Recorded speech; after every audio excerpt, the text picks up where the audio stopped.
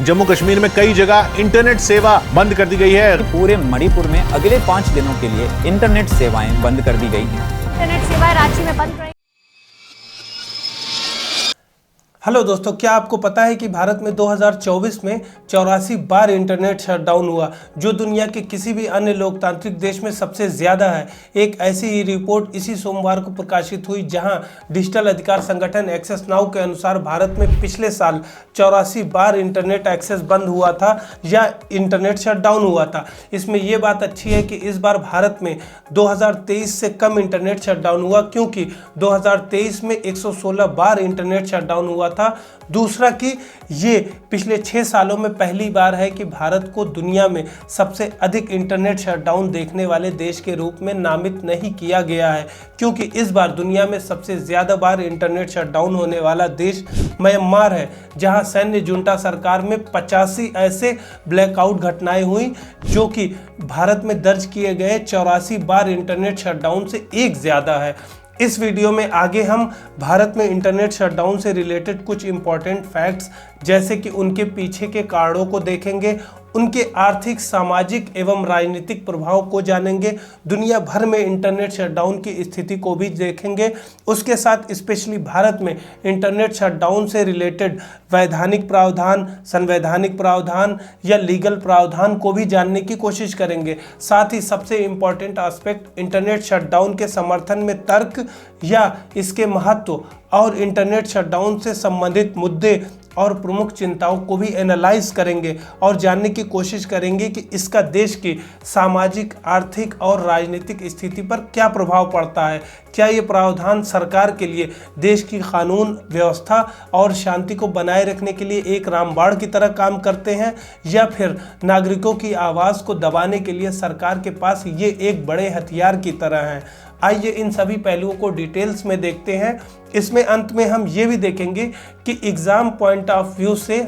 इस टॉपिक से हमसे किस प्रकार से प्रश्न पूछे जा सकते हैं। तो अब अगर सबसे पहले हम भारत में इंटरनेट शटडाउन को देखें, तो सोमवार को प्रकाशित रिपोर्ट में कहा गया है कि 2023 में जहां 116 बार इंटरनेट शटडाउन देखे गए थे, इस साल यानी 2024 में ऐसे शटडाउन में मामूली कमी के बावजूद भारत ने 2024 में 84 बार इंटरनेट शटडाउन लगाए, जो अभी भी 2024 में दुनिया के किसी भी अन्य लोकतंत्र में हुए शटडाउन की संख्या से ज़्यादा है। इसी रिपोर्ट के अनुसार 84 शटडाउन में से 41 विरोध प्रदर्शनों यानी प्रोटेस्ट से रिलेटेड थे, जबकि 23 शटडाउन सांप्रदायिक हिंसा यानी कम्युनल वायलेंस के कारण हुए थे। पिछले साल किसान विरोध, मणिपुर हिंसा, सरकारी नौकरियों की परीक्षा में गड़बड़ी पर विरोध या प्रोटेस्ट इंटरनेट शटडाउन के पीछे प्रमुख मुद्दे देखे गए हैं। वहीं अब अगर हम राज्यवार या स्टेट वाइज डेटा देखें, तो 16 से ज़्यादा भारतीय राज्यों या केंद्र शासित प्रदेशों में कम से कम एक बार इंटरनेट शटडाउन लगाया गया,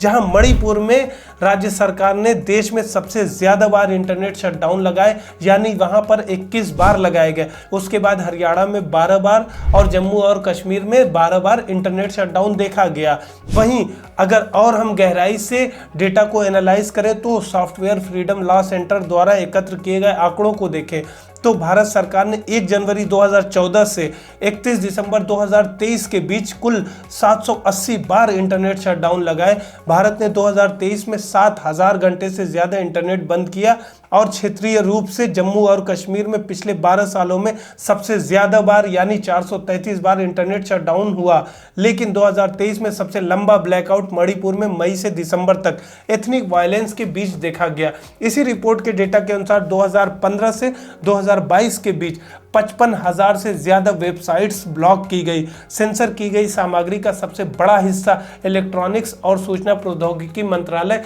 यानी मेइती द्वारा आईटी अधिनियम की धारा 69A के तहत ब्लॉक किया गया था। अब अगर हम आगे शॉर्ट में दुनिया भर में इंटरनेट शटडाउन की स्थिति को देखें, तो पिछले साल 54 देशों में 296 से अधिक सरकारी इंटरनेट शटडाउन देखे गए, जिसमें 202 एशिया पैसिफिक क्षेत्र में 11 देशों या क्षेत्रों में दर्ज किए गए। इसी रिपोर्ट के अनुसार सिर्फ 3 देश म्यांमार, भारत और पाकिस्तान में 2024 में दर्ज किए गए सभी शटडाउन के 64% केस देखे गए। इसमें अधिकारियों ने हिंसा और संघर्ष के दौरान सबसे ज़्यादा इंटरनेट बंद किया, जिसमें भारत सहित 11 देशों में 103 से ज्यादा संघर्ष संबंधी इंटरनेट शटडाउन शामिल है। रिपोर्ट में विरोध या प्रोटेस्ट और अस्थिरता, परीक्षा, चुनाव और गंभीर मानवाधिकार हनन को छिपाने के लिए इंटरनेट शटडाउन को अन्य ट्रिगर के रूप में आइडेंटिफाई किया गया है। आगे 35 देशों में 71 से अधिक ऑनलाइन प्लेटफॉर्म तक पहुंच को भी ब्लॉक कर दिया गया था,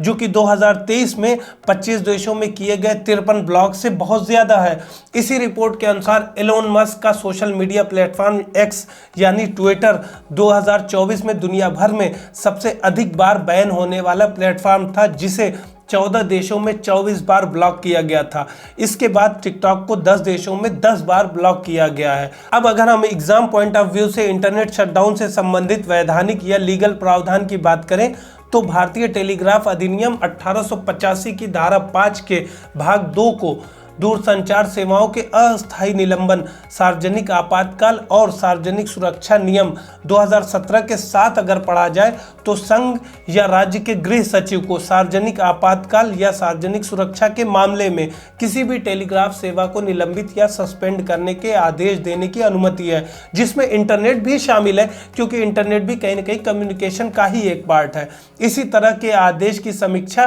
5 दिनों के भीतर एक समिति द्वारा की जानी चाहिए और ये आगे बिना अनुमति के 15 दिनों से ज्यादा नहीं चल सकता है। किसी भी आपातकालीन स्थिति में संघ या राज्य के गृह सचिव द्वारा अधिकृत संयुक्त सचिव स्तर या उससे ऊपर का कोई अधिकारी ऐसा आदेश जारी कर सकता है। इसी तरह भारतीय नागरिक सुरक्षा संहिता या दंड प्रक्रिया संहिता या आईपीसी की धारा 144 जिला मजिस्ट्रेट, उप विभागीय मजिस्ट्रेट या राज्य सरकार द्वारा विशेष रूप से अथराइज कोई अन्य कार्यकारी मजिस्ट्रेट को भी किसी उपद्रव या सार्वजनिक शांति में व्यवधान को रोकने के लिए ऐसे आदेश जारी करने का अधिकार है। ऐसे आदेश में किसी विशिष्ट क्षेत्र में निर्दिष्ट अवधि के लिए यानी स्पेसिफिक टाइम के लिए इंटरनेट सेवाओं को निलंबित या सस्पेंड करने का भी अधिकार शामिल है। अब अगर ऐसी घटनाओं के पक्ष में एवं विपक्ष में दिए गए तर्कों का विश्लेषण करें तो इंटरनेट शटडाउन के समर्थन में तर्क या इसके महत्व की पहले बात करें तो इससे नफरत फैलाने वाले भाषण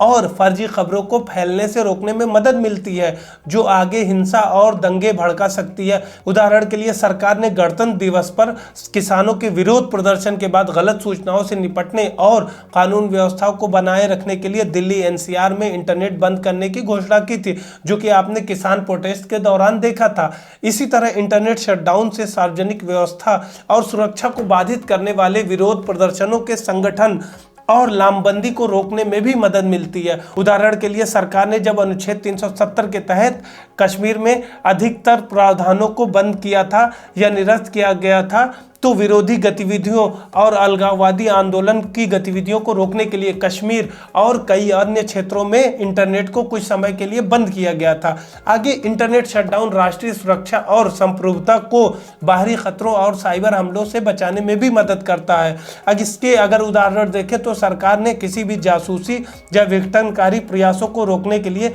जब चीन के साथ डोकलाम विवाद चल रहा था तो सीमावर्ती क्षेत्रों में कई जगह इंटरनेट को सस्पेंड किया था। इसी तरह इंटरनेट शटडाउन से ऐसी सामग्री के वितरण या उपभोग को नियंत्रित करने में भी मदद मिलती है जो कुछ समूहों, कुछ समुदायों या किसी व्यक्ति के लिए हानिकारक या आपत्तिजनक हो सकता है। उदाहरण के लिए सरकार आपत्तिजनक छवियों या वीडियो के प्रसार को रोकने के लिए कुछ क्षेत्रों में अक्सर इंटरनेट एक्सेस को अवरुद्ध करती है, जैसा कि आपने कई मामलों में अभी न्यूज में भी सुना है। अब वहीं इसके दूसरे पहलू इंटरनेट शटडाउन से संबंधित मुद्दे या चिंताओं की बात करें जिन्हें अक्सर मानवाधिकार कार्यकर्ताओं द्वारा उठाया जाता है, तो इंटरनेट शटडाउन अनुराधा भसीन बनाम भारत संघवाद 2020 में सुप्रीम कोर्ट के आदेश के अनुसार अनुच्छेद 19(1) के कई भागों जैसे ए और जी के तहत मौलिक अधिकारों का सीधे सीधे उल्लंघन करता है, जहां वाक एवं अभिव्यक्ति की स्वतंत्रता और इंटरनेट के माध्यम से किसी भी पेशे का अभ्यास करने की स्वतंत्रता को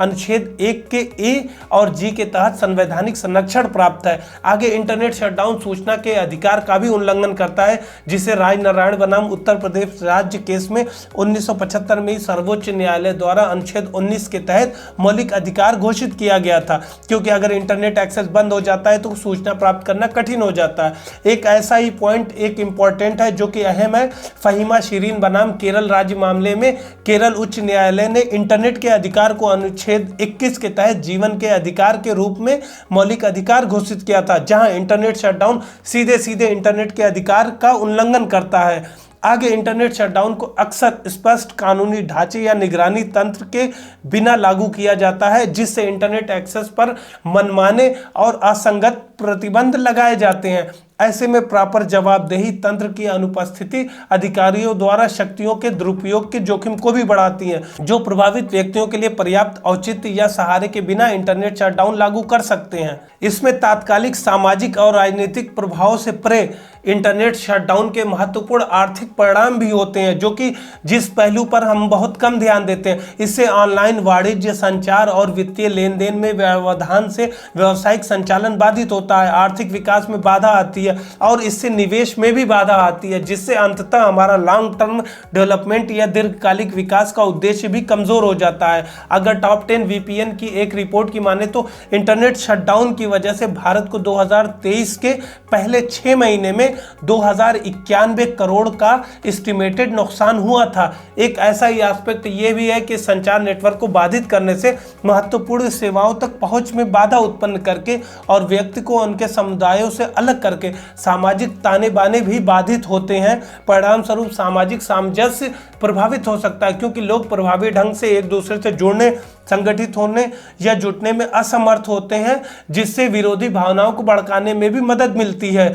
जिससे अलगाव और अलगाववादी भावनाएं बढ़ सकती हैं। इस तरह से हमने प्रॉस एंड कॉन्स दोनों पहलुओं को देखा कि इंटरनेट शटडाउन एक महत्वपूर्ण आवश्यक जरूरत भी है सरकार के लिए, लेकिन नागरिकों के पर्सपेक्टिव से देखें तो एक कहीं ना कहीं रुकावट भी है। इसी एक्सेस नाउ की रिपोर्ट में एक बयान में यह भी कहा गया कि शटडाउन भारत की वैश्विक नेतृत्व महत्वाकांक्षाओं के साथ भी असंगत है, चाहे वो AI के क्षेत्र में हो, डिजिटल गवर्नेंस हो या स्किलिंग पर जोर हो। किसी भी अन्य लोकतंत्र में लोग साल दर साल निगरानी या जवाबदेही के बिना कनेक्टिविटी से अलग थलग या कटे नहीं रह सकते। जैसे मणिपुर में काफी समय तक देखा गया कि वहां के लोगों को इंटरनेट शटडाउन की स्थिति का सामना करना पड़ा। वर्तमान में शटडाउन आदेशों की कानूनी वैधता की समीक्षा केंद्र या राज्यों में सचिव स्तर के अधिकारियों वाली 3 सदस्यीय समिति द्वारा की जाती है। इसमें यह भी लिखा है कि ऐसे शटडाउन समाज को अस्थिर करके डिजिटल प्रगति को भी कमजोर करते हैं, पूरे समुदायों को जोखिम में डालते हैं और मानवाधिकार के हनन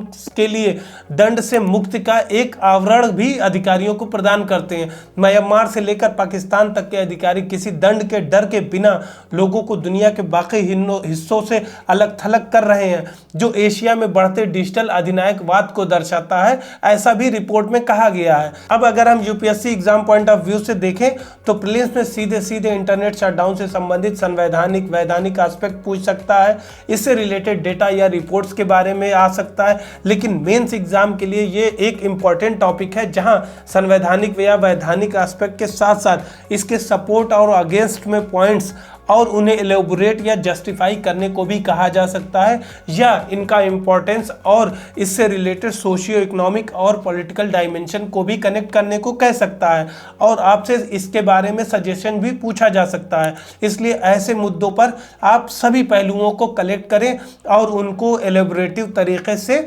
समझाने का अपने उत्तर में प्रयास करें।